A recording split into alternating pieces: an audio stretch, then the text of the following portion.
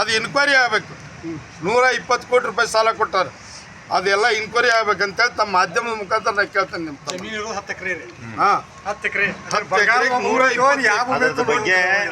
ಅದ್ರ ಬಗ್ಗೆ ನಮ್ಮ ರೈತ ಸಂಘದ ಒತ್ತಾಯ ಐತ್ರಿ.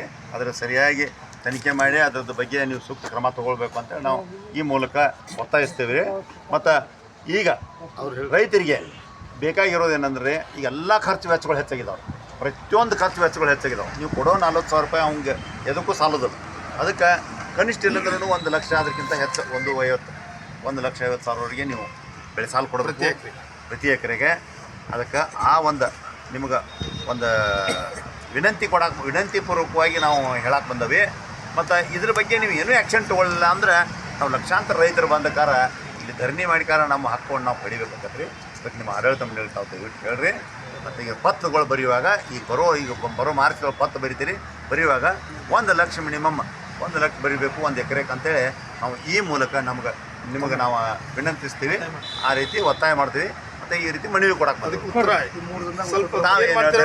ನಾವು ಒಂದೆರಡು ಮಾತು ಹೇಳ್ರಿ. ಏನು ಮಾಡ್ತೇವೆ ಅನ್ನೋದು ಹೇಳ್ರಿ ಸರ್. ಮತ್ತು ಸಾಲ ಕೊಟ್ಟಿದ್ದೀರಲ್ಲ ಅದನ್ನೊಂದು ಕ್ಲಿಯರ್ ಮಾಡಿಬಿಡ್ರಿ ಆ ವ್ಯಕ್ತಿಗೆ. 3 ದಿನ ಬಿಟ್ಟು ಇನ್ನೊಂದು 8 ದಿವಸ ಬಿಡುತ್ತೇವೆ ಸರ್. ಅದನ್ನ ಲಿಖಿತವಾಗಿ ಬರೆದು ಕೊಡಿ ಸೊಸೈಟಿ ಸರ್. DRR ಕಂಪ್ಲೇಂಟ್ ಮಾಡಿದಲ್ರಿ ಅವ್ರಿ ಅದಕ್ಕೇನು ಕಿಮ್ಮತ್ತ ಇಲ್ರಿ. ಅದಕ್ಕೆ ನಿಮ್ಗೆ ಡೈರೆಕ್ಟ್ ಕೊಡಾದ್ರಿ. ಅದನ್ನ ಏನು ಆ್ಯಕ್ಷನ್ ತೊಗೊಂಡು ಎಲ್ಲ ರೈತರು ನೀವು ಆ್ಯಕ್ಷನ್ ಮಾಡ್ರಿ. ಏನು ಇಲ್ಲ ನಮ್ಮ ರೈತರಿಂದ ಇದ್ದು ಖಾಸಗಿ ಕಡೆ ಸಾಲ ಮಾಡಿಕಾರ ಪಾಪ ಅವ್ರು ಆತ್ಮಹತ್ಯೆ ಮಾಡ್ಕೊಳ್ತಾರೆ ಸಾಹೇಬ್ರ. ದಯವಿಟ್ಟು ಮಾತಾಡ್ತಾರೆ ಮಾತಾಡ್ತಾರೆ. ಈಗಾಗಲೇ ಎಲ್ಲರಿಗೂ ನಮಸ್ಕಾರ. ಇನ್ನೊಂದು ವಿಶೇಷ ಈ ಸದ್ಯ 3 ದಿವಸ 3 ಟೈಮ್ ತಗೋಬೇಕು. 7 ದಿವಸ ಟೈಮ್ ತಗೋಬೇಕು. ಶನಿವಾರ ತನಕ ತಗೋಬೇಕು. ಮತ್ತು ಮುಂದಿನ ಸೋಮವಾರ ನಾವು ಬರ್ತೇವೆ. ನಮ್ಗೆಲ್ಲರಿಗೂ ಏನಾದ್ರು ವಿಷಯ ಹೇಳ್ರಿ. ಎಷ್ಟು ಕೊಡ್ತೀರಿ? ಒಂದು ಎಕರೆಗೆ ಎಷ್ಟು ಸಾಲ ಕೊಡ್ತೀರಿ? ಎಷ್ಟು ದಿವಸ ಕೊಡ್ತೀರಿ? 1 ಲಕ್ಷ ಕೊಡಬೇಕಾದ್ರೆ ಎಲ್ಲ ನಮಸ್ಕಾರ. ವಿಷಯ ಒಂದು ತಪ್ಪು ಭಾವನೆಯಿಂದ ನಾನು ಲೇಟ್ ಮಾಡಿ ಬಂದಂತ ನಿಮ್ಗೆ ಏನು ಭಾವನೆ ಕ್ಷಮ ಇರಲಿ. ವಿಷಯ ಅಂಥ ಭಾವನೆ ಏನು ಇದ್ದಿಲ್ಲ. ಮತ್ತು ಪೊಲೀಸನ್ನು ಕರ್ಕೊಂಡು ಬರೋದೇನು ಇದ್ರಲ್ಲ ಅದೇನು ಕೋಇನ್ಸಿಡೆಂಟ್ ಕಾಕ್ತಾಳೆ. ನಾವು ಬರೋದಕ್ಕೆ ಅವ್ರು ಬಂದರು ಅದಕ್ಕೆ ಯಾವುದೇ ಅನ್ಯತಾ ಭಾವಿಸಿದೆ. ನಮ್ಮ ಮನೆ ಮೇಲೆ ಬರುವಂಥ ಆಡಳಿತ ಮಂಡಳಿ ಮತ್ತು ಅಧ್ಯಕ್ಷರ ಗಮನಕ್ಕೆ ತಂದ ಯೋಗ್ಯ ನಿರ್ಣಯ ರೈತರ ಪರವಾಗಿ ನಿರ್ಣಯ ಮಾಡುವಂತೆ ನಾನು ಸಹ ಅವರಿಗೆ ಸಂರಕ್ಷಿಸಿ ತಮ್ಮ ಮನೆಯನ್ನು ಅವ್ರಿಗೆ ನೀಡುತ್ತೇನೆ ಅಂತ ಈ ಸಂದರ್ಭದಲ್ಲಿ ಎಲ್ಲ.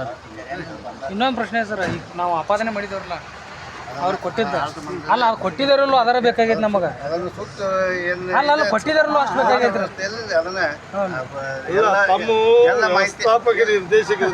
ಎಲ್ಲ ಮಾಹಿತಿ ಇರಬೇಕು. ಈಗ ನಾವು ಆರೋಪ ಹೊರತೀವಿ, ಅದಕ್ಕೆ ಉತ್ತರ ಕೊಡ್ಬೇಕಲ್ಲ ಸರ್. ಯಾವ ರೀತಿ ಮಾಹಿತಿ ಕಾನೂನು ಕೊಟ್ಟಿದೆ ಅದನ್ನು ಸಂದರ್ಭದಲ್ಲಿ ಅದನ್ನು ಯಾವ ಹಂತದಲ್ಲಿ ಆಯ್ತು. 7 ದಿವಸದೊಳಗಾರ ಅದರ ಉತ್ತರ ತಯಾರಿರ್ಬೇಕು. ಇಲ್ಲ ಅಂದ್ರೆ ನಾವು ಅಹೋರಾತ್ರಿ ಧರಣಿ ಸತ್ಯಾಗ್ರಹ ತಮ್ಮ ಬ್ಯಾಂಕಿನ ಮುಂದೆ ಮಾಡ್ತೇವೆ ಅಂತೇಳಿ ಈ ದಿಶೆಯಲ್ಲಿ ಹೇಳ್ತೀವಿ. ತಾವು 8 ದಿವಸದೊಳಗೆ ಇದೆಲ್ಲ ವ್ಯವಸ್ಥೆ ಮಾಡಬೇಕು. ಮತ್ತು ಪಾಸಿಟಿವ್ ಇರಲಿ ಅಂತ್ರಿ.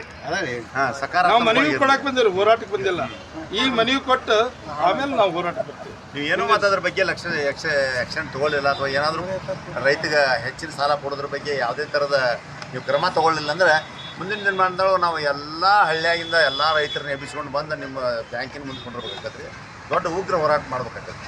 ಅದಕ್ಕೆ ಈ ಮೂಲಕ ತಮ್ಗೆ ಎಚ್ಚರಿಕೆ ಹಾಗೂ ಒಂದು ವಿನಂತಿಯನ್ನು ಕೂಡ ಮಾಡ್ತಾಯಿದ್ದೀವಿ.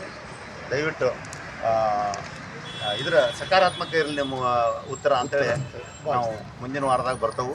ದಯವಿಟ್ಟು ತಾವು ತಿಳಿಸ್ಬೇಕಂತ ವಿನಂತಿ. ವ್ಯವಸ್ಥಾಪಕ ನಿರ್ದೇಶಕರು, ಬೆಳಗಾವಿ ಜಿಲ್ಲೆ ಕೇಂದ್ರ ಸಹಕಾರಿ ಬ್ಯಾಂಕ್ ನಿಯಮಿತ, ಬೆಳಗಾವಿ ಜಿಲ್ಲಾ, ಬೆಳಗಾವಿ. ವಿಷಯ: ಪ್ರಾಥಮಿಕ ಸಹಕಾರಿ ಕೃಷಿ ಮತ್ತು ಗ್ರಾಮೀಣಾಭಿವೃದ್ಧಿ ಬ್ಯಾಂಕಿನಿಂದ ರೈತರಿಗೆ ನೀಡುವ ಸಾಲದ ಮೊತ್ತವನ್ನು ಹೆಚ್ಚಿಸುವ ಕುರಿತು ಮಾನ್ಯರ ಈ ಮೇಲೆ ಕಾಣಿಸಿದ ವಿಷಯಕ್ಕೆ ಸಂಬಂಧಿಸಿದಂತೆ ಬೆಳಗಾವಿ ಜಿಲ್ಲಾ ಘಟಕ, ಕರ್ನಾಟಕ ರಾಜ್ಯ ರೈತ ಸಂಘ ತಮ್ಮಲ್ಲಿ ವಿನಂತಿಸಿಕೊಳ್ಳುವುದೇನೆಂದರೆ, ಪ್ರಾಥಮಿಕ ಸಹಕಾರಿ ಕೃಷಿ ಮತ್ತು ಗ್ರಾಮೀಣಾಭಿವೃದ್ಧಿ ಸಂಘ ರೈತರಿಗೆ ಹೆಚ್ಚಿನ ಆದ್ಯತೆ ನೀಡಬೇಕು. ತಮ್ಮ ಸಂಘ ರೈತರಿಗೆ 1 ಎಕರೆಗೆ ಸಾಲವನ್ನು 20,000 ರಿಂದ 40,000 ಮಾತ್ರ ನೀಡುತ್ತಿದ್ದಾರೆ.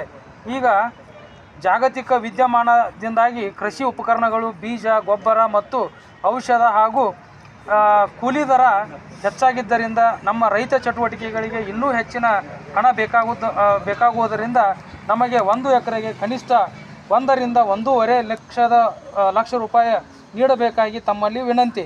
ಒಂದು ವೇಳೆ ಇದಕ್ಕೆ ಸ್ಪಂದಿಸದೇ ಹೋದಲ್ಲಿ ಕಚೇರಿ ಮುಂದೆ ಹೋರಾಟ ಅನಿವಾರ್ಯ ಎಂದು ಈ ಮೂಲಕ ತಿಳಿಸುತ್ತಿದ್ದೇವೆ. ಇವರು ಒಂದು ನೀ ಬಾಯ್ಲಿ ತೆಗಿತಾರೆ ಬರೋ